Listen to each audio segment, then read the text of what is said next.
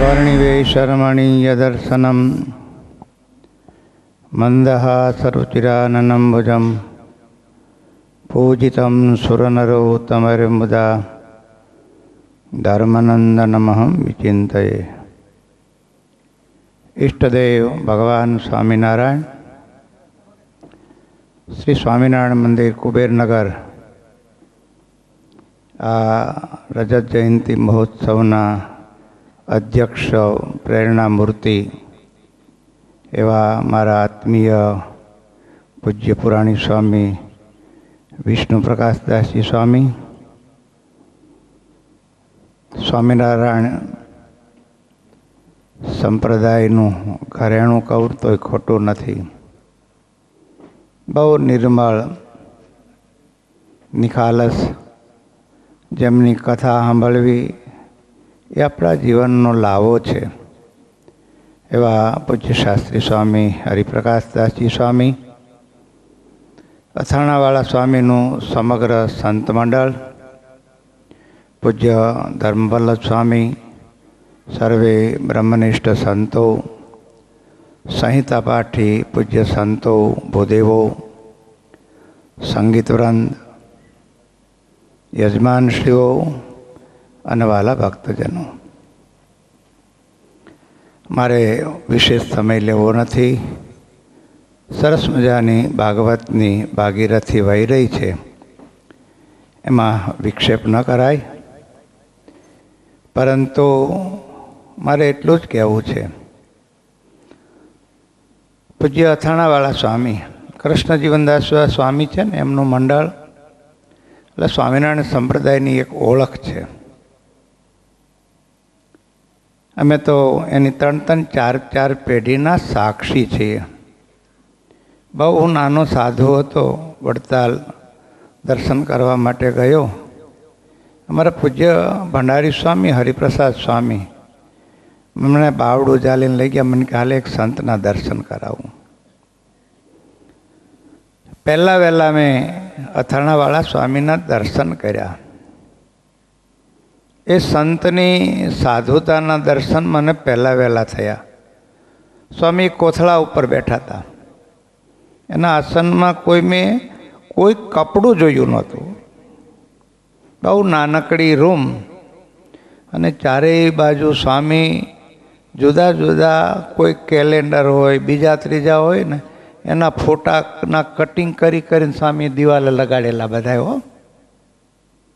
ज्यां जुओ त्यां रामजी बीजू न भासे रे।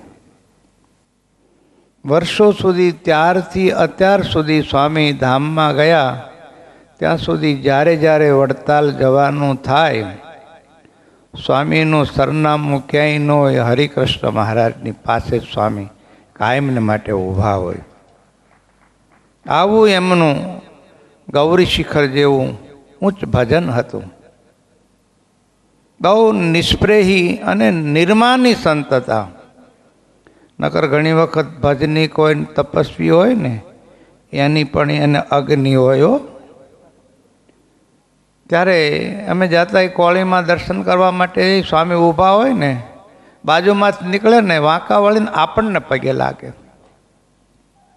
કેટલી નિર્માનિતા એ સ્વામીની સાધુતા માટે જેટલી વાતો કરી, હું તો કહું છું 1 મહિનો કથા કરીએ ને સ્વામીની તોય ઓછી પડે। પણ મને કહેવા દો कि ए स्वामीनो जे अमर वारसो छे ने ए पूज्य विष्णु स्वामी होय कि शास्त्री स्वामी नहीं पण आखा पूरा एमना मंडळे साचवी राख्यो छे। पछी ऋषिकेश में गंगा किनारो जो साचवीने बैठेलो होय तो अमारो सुनील भगत हजी केटलाय वर्षोथी एमनी श्रद्धा। हूँ मारे एक वखत 2 दिवस माटे त्यां ऋषिकेश आश्रम में रोकावानुं थयुं हतुं। हमेशा है ने संस्थाओं है ने ए प्रवृत्ति मार्गवाળી होय। यात्रिको हाँ ते एमां ने एमां अमारे जे करवानुं ए न थाय। पण मैं सांजे जोयुं तो सरस मजानुं नानकड़ी कुटीर हती ने सांजे धून भजन थती ने लीला चेष्टा बोलाती थी हो। ત્યારે મને એમ થયું કે અથાણાવાળા સ્વામીનો વારસો અહીંયા ગંગા કિનારે પણ સુનિલ ભગતે સાચવી રાખ્યો છે. પછી ત્યાં અમારે SCVP દર્શનમ સંસ્કૃત વિદ્યાલયમાં આ બધાએ જો આની અથાણાવાળા સ્વામીનો આ ઓળખાણ કરાવું છું, પરિચય કરાવું છું. પછી અમારે નીલકંઠ ભગત એના કીર્તન સાંભળવા નહીં તો એક લાવો છે. વિવેક સ્વામીમાં તો વિવેકનો અખૂટ ભંડાર છે. હમણાં જ હું થોડા દિવસ પહેલાં સારંગપુર ગયો હતો. એ સંતે ભલે વડીલોના આશીર્વાદ હશે, પણ વડીલોએ જેના ઉપર વિશ્વાસ મૂક્યો હોય એ છેલ્લા કેટલાય સમયથી સારંગપુરની આખી કાયા પલટ બદલી ગઈ હો. વિશ્વનું એક મહાન તીર્થ હનુમાનજી દાદા જ્યાં હજરા હજુર બેઠા છે ને, એવા પવિત્ર ધામનું જે રોનક બદલી છે ને એ આ અથાણાવાળા સ્વામીના મંડળને કારણે થઈ છે. પછી અમારે કીર્તન સાગર સ્વામી ભણી ગયા, અત્યારે એક નાના સાધુ ભણે. બધાય પાછા કીર્તનકાર હોય, વક્તા હોય. એક એક સંતમાં જે સંસ્કારો છે ને, ગુણાતાનંદ સ્વામી વાતોમાં લખ્યું કે ગુરુ કોને કરવા, તો કે જેને સેવા હોય ને એના ગુરુને જોવા, જેને સેવા છે ને એને જોવા, અને જેને સેવા છે ને એને સેવતા હોય એને જોવો. આ 3 પેઢીની ચકાસ કરીને આવા અથાણાવાળા સ્વામી હતા હો. ત્યારે અહીંયા મને લાગે છે રામપુરા મંદિર પછી કદાચ જૂનામાં જૂનું મંદિર હોય તો શાસ્ત્રીજી કુબેરનગર મંદિર. આજે વર્ષોથી હમણાં શાસ્ત્રી સ્વામી કીધું ને કે મંદિર આવી સુરતમાં ઘણા એમાં, પણ હું તો જોઉં છું કે અહીંયા સુરતમાં જે ધર્મ સ્થાનો છે, આપણા મંદિરો છે, આપણું ગુરુકુળ છે, ત્યાં બધાય ભક્તો સત્સંગ અને ભક્તિથી ભરપૂર એમાં જોડાયેલા છે. એમાં ક્યારેય ઓટ પણ નથી આવવા દીધી.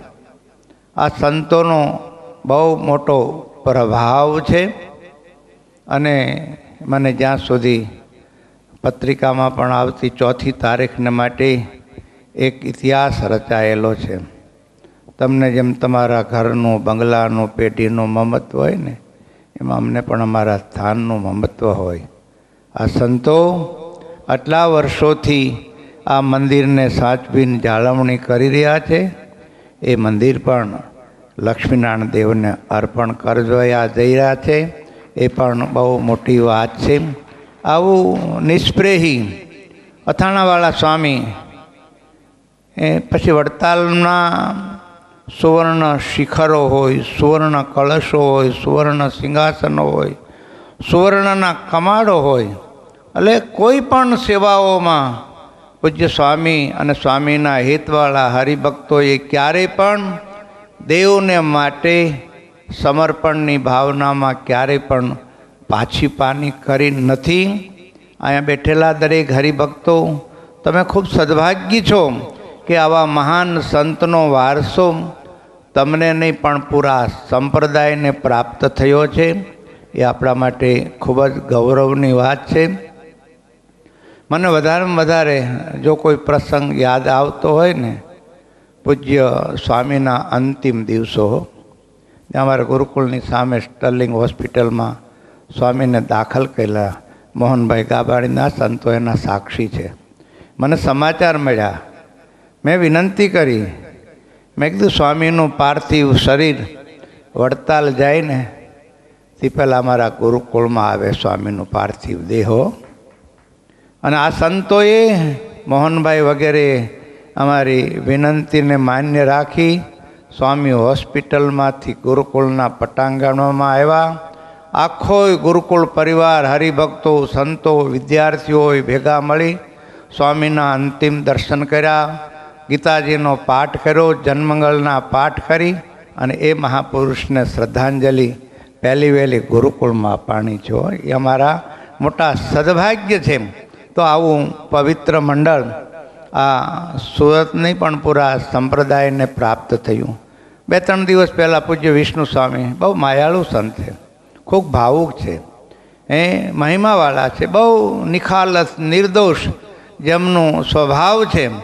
મને કે બાલસ્વામી તમારે આવવું પડશે. મેં કીધું સ્વામી આવવાનું જ હોય ને, જ્યાં તમે બધા સંતો બેઠા છો ત્યાં અમને હોંશે હોંશે આવવાનો ભાવ થાય.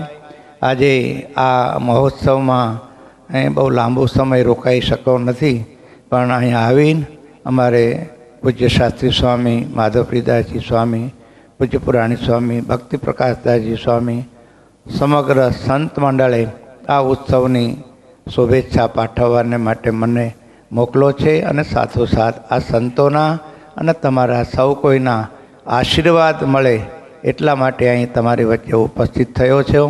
આટલી ભાવના સાથે મારી વાણીને વિરામ આપું છું. અસ્તુ. જય સ્વામિનારાયણ.